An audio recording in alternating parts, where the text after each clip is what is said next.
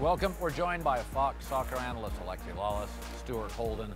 Let's move to that shocking result from last night. Several things had to happen to keep the U.S. out of the World Cup, and of course, they all did. With our loss to Trinidad and Tobago and wins by Panama and Honduras sealing the deal. First time since 1986, that's a long time ago, that the U.S. has failed to qualify for the World Cup. But after the game, there were differing reactions about what it all means for U.S. soccer. It's disappointing. It's a blemish for us. We should not be staying home for this World Cup. There's nothing wrong with what we're doing. Certainly, I think as our league continues to grow, it benefits the national team program.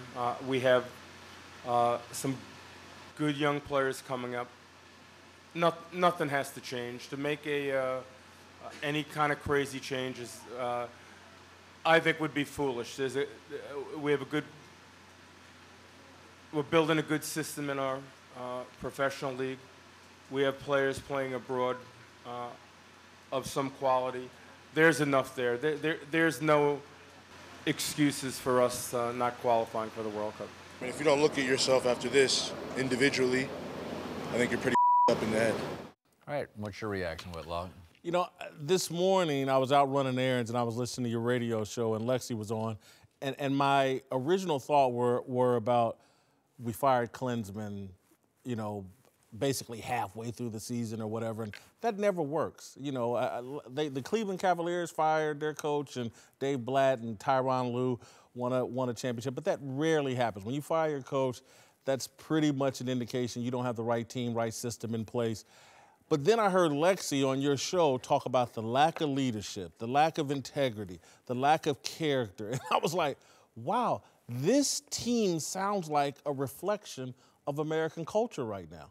We have a leadership crisis pervasive throughout this country, and it's not shocking that our systems are breaking down. Even in the sports world, we have a bad system, a lack of leadership, a lack of vision pervasive throughout the country, and so our soccer team is a reflection. We got what I think we deserve. Well, I mean, we played great against Panama, and then in a high school stadium, we can't beat Trinidad and Tobago. There's a lack of consistency. That always alarms me. Whether the Patriots win or lose, I get the same effort every week. The same with the Spurs. They're not going to win titles. What bothers me about U.S. soccer is I truly believe this is the most talented team we've had. Now, obviously, Tim Howard and Dempsey are near the end, but Bobby Wood and Pulisic and an older Josie Altidore, John Brooks, Jeff Cameron, I'm like, wow, we've got multiple players who I think can play internationally, and yet we're almost less consistent than we were 8 years, 10 years ago. So that's, to me, there's a system issue. I don't think it's a lack of talent. I watched us play Panama. We were brilliant. We were world class.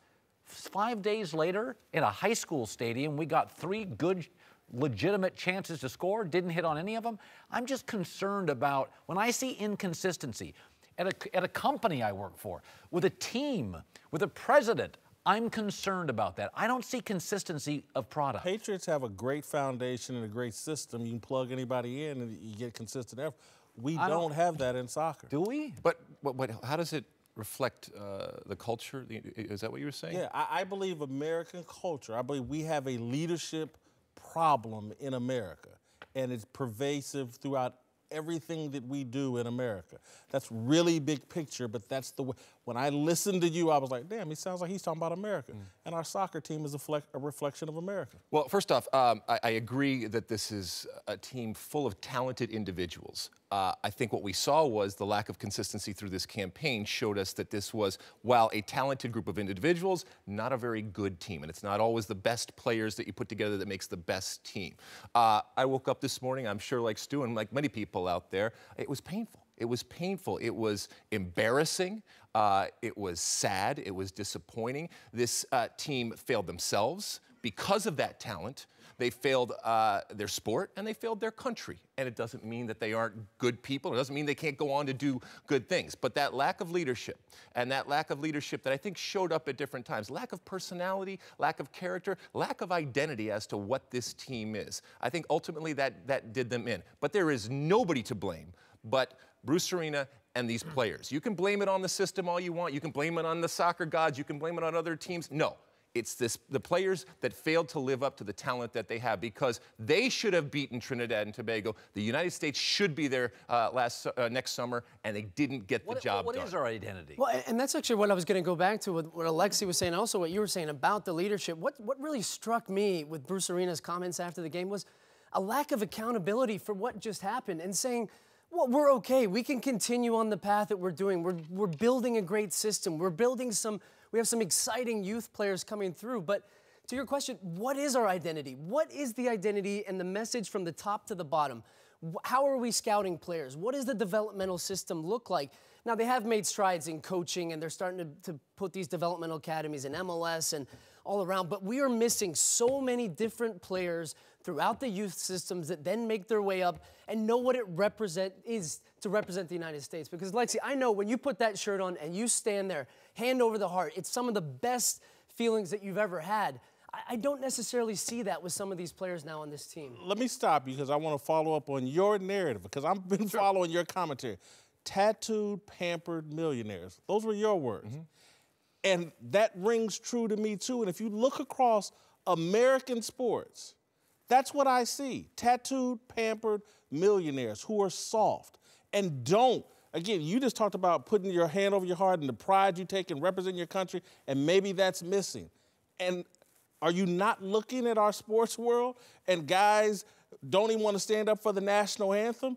It's pervasive throughout American sports culture. It's a reflection of where this society it is right now, and I know that's way big picture. But soccer's always been disparate, where you have players, some are in MLS, some go overseas. It is a different culture than the NFL, where you go to Ohio State, and then you come from the Big Ten and you go to the NFL. Soccer is a world game. The pampering and the tattoos are the same. Yeah, but we sound like a bunch of old men, get off our lawn and all that kind of stuff. So it's all relative. So that is the new norm, all right?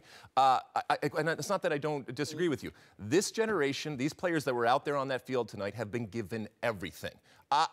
I would love them to have gone and been playing in the 80s or grown up at different times and seen what we had. Now, I don't begrudge them that. As a matter of fact, I'm incredibly proud that this generation out there has all of these resources and all of these things that we didn't have back in the day. But with that comes responsibility and a recognition. And, you know, when I was critical of this team, it was, I'm not necessarily telling them something they don't know. But I was saying, you know what? In this moment, you have a responsibility. Maybe you more so than anybody because of what you've been given. And we expect things from you. And do not waste this opportunity. And what we have done, all right, is a huge body blow and a disservice to the American soccer culture out there, because the United States men's team will not be in that World Cup next summer. You know the feistiest player, though, is Pulisic. He is constantly in the official's face. Like, we can say what we want, but he's their greatest skilled player. Dempsey's their legend, Howard perhaps globally. But when I see Christian, I see a guy that absolutely cares. I don't see it from Bradley. I don't see it from Josie Altidore. I think the young star, I love him. I wish I had more of his demeanor. And Colin, if you turned that game on yesterday, you had no idea of the circumstance, and you were watching 10, 15 minutes, would you have known that the United States had the World Cup berth on the line in that game? No, you wouldn't have. You would not have. And that comes down to complacency. And this United States soccer team, over the past 3 years, their best games have been when their backs have been against the wall, against Colombia in Copa America, against Guatemala, against Honduras, against Panama the other night. And then it's all of a sudden, take the foot off the gas. Our mentality is that we're just going to cruise through to the next round. And there's nobody there. There's nobody I look around that team that says, hey, we are going to cross this finish line. There's no complacency. This is our identity. We need to get through. This is the message from above, and we're going to drive this team forward. I don't see that. Let me just ask just a question if you're a diehard soccer fan. The MLS, isn't it better served if you want to be great in football, you send your kids to America, right?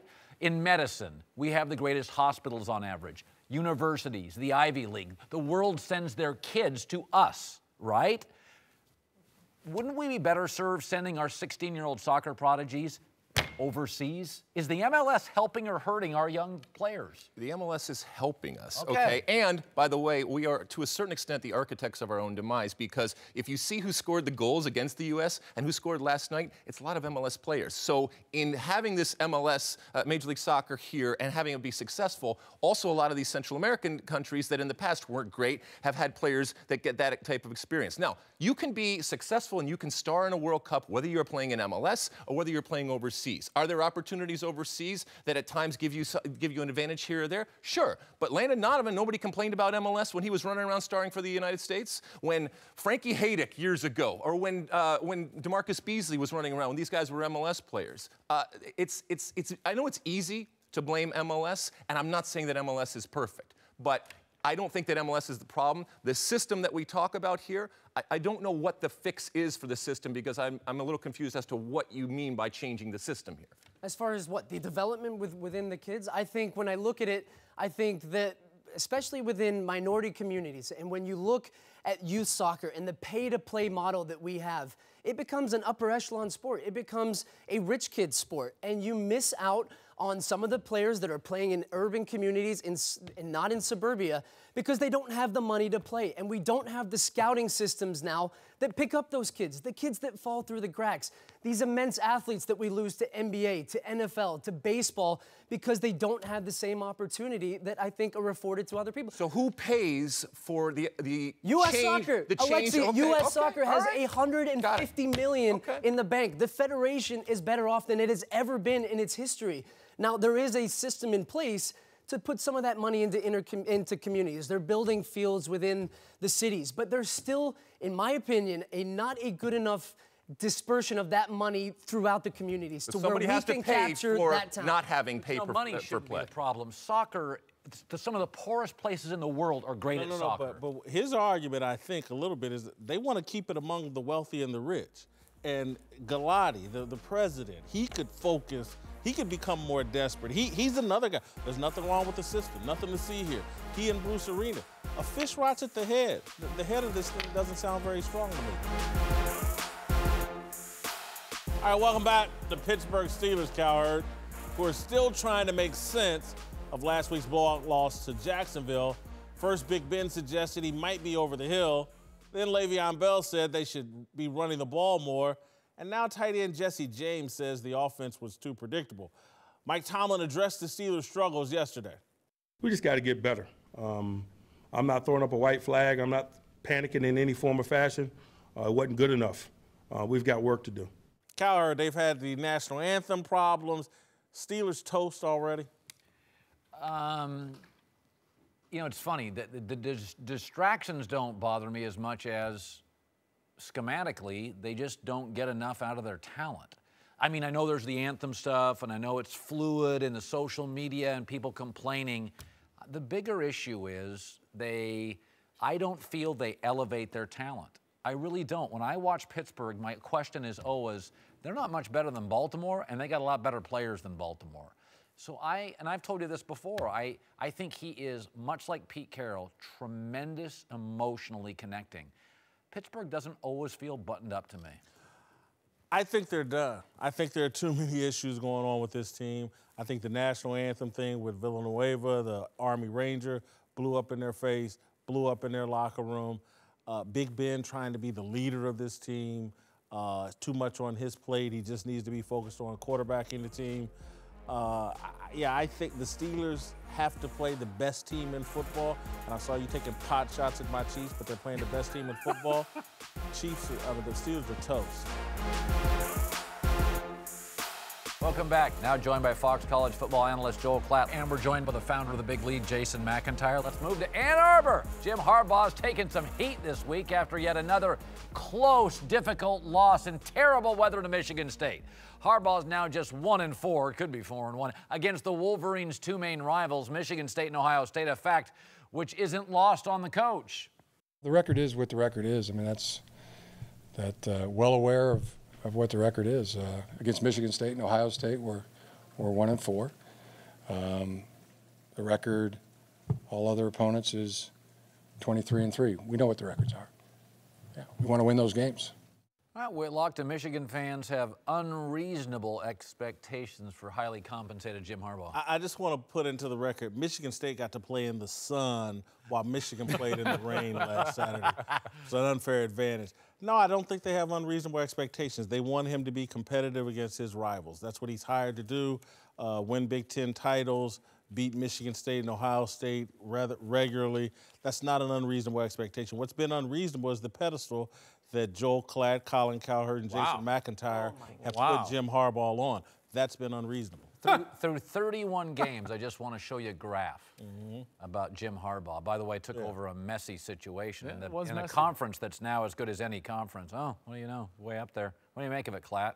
Listen, Jim Harbaugh is one of the best coaches that we've got in the sport, pro or college. And I think for those like Whitlock who want to tear Jim Harbaugh down, all you have to do is scratch the surface a little bit, just a little bit, and you'll see that the data supports everything that those of us say that this guy is a great coach. First of all, at Michigan, he took a team that was winning games on average by 8 points, and now it's 19. So that's a plus 11 margin in the point differential. He took a team that was outgaining teams by 43 yards, and now they outgain them by 144 yards. That's a plus 100-yard difference. It's substantial how much better they are than what they were in the 4 years previous. 31-20 in those 4 years. Oh, and by the way, you said, Whitlock, just now, that they needed to be more competitive in those rivalry games. Well, did you know that in the 4 previous seasons, they lost 4 games to Michigan State and Ohio State by over 7 points, by 7 points or more?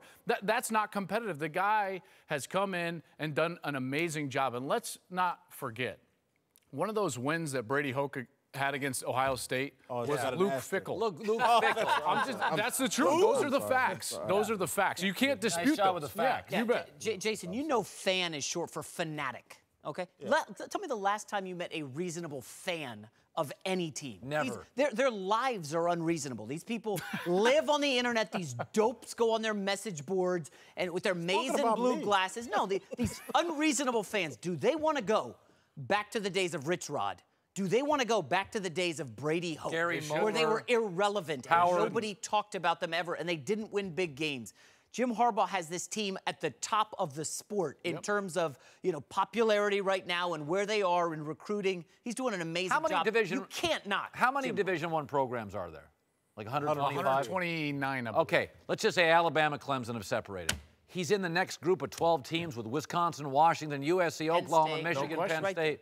And they weren't in that group before they were in the bottom 60. They were a mess. Think about the guy's track record. San Diego was a non-factor. He goes there. They're a perennial conference title contender. He goes to Stanford. They're 1-11. By the time he's done, they're 12-1, winning an Orange Bowl. He goes to the San Francisco 49ers, 3 straight NFC championship games, 5 yards away from winning a Super Bowl with Colin Kaepernick. Goes to Michigan. They're 31-20 in the 4 years previous. They're 24-7. I mean, you can go on and on and on. The guy is a phenomenal coach. I don't understand why people take shots at him. I really don't. You say he's been hoisted on a pedestal. First of all, Michigan football, when they get a great coach, gets talked about a lot. It's Michigan football. By the way, when Tennessee hires a John Gruden, they're going to be our topic on our show like twice a week. So part of it's Michigan, part of it's he's a great coach, part of it's they're winning more, and part of it is there's a little shtick with him. He goes to pro wrestling event. I mean, Harbaugh's got some shtick. Listen, I just want to. Allegedly, I'm trashing Jim Harbaugh. Which I have not. All I've just said is let's take him off Mount Rushmore. Let's make him earn it. The people that have been trashed by Klatt, Cowherd, and McIntyre in this conversation, Luke Fickell, Brady Hoke, Rich Rodriguez, anybody else y'all can think of a name. Y'all are trashing people. I listened to you on your radio show today. Hold on, time out. You're saying I'm trashing someone, or am I talking legitimately about someone's record? Listen, you belittled Luke Fickell. Yeah, you know what? And the fact of the matter is, Jason, the fact of the matter is that was one of the worst seasons in Ohio State football history. That's the fact. Are you missing my point, Joel? No, I'm not missing the point. I'm not no trashing Luke Fickell. I've trashed I'm saying that when he was in charge of the program, they weren't nearly the program Ohio that we're State talking was about good, now. Good with Tressel, bad with Fickell, great with Urban. He was a bad coach. This man to this morning went so far in his trashing, my head nearly exploded in my car. You went after Bo Schembechler. You started at 2-8 in Rose Bowl. Was. The man won 13 Big Ten championships in 21 seasons. When he had to win one game against one well-funded program. Big Ten championships. That's what they want from Jim Harbaugh. They want him to win the Big Ten Conference. Yeah. That's not an unreasonable expectation. But when Bo was coaching, Wisconsin was a dumpster fire. Oh, now we got to trash Bo Schembechler. Wisconsin now, was who wants you trash in support of Jim Harbaugh? Hey, you're the only one trashing Jim Harbaugh. Jim Harbaugh, I haven't trashed you.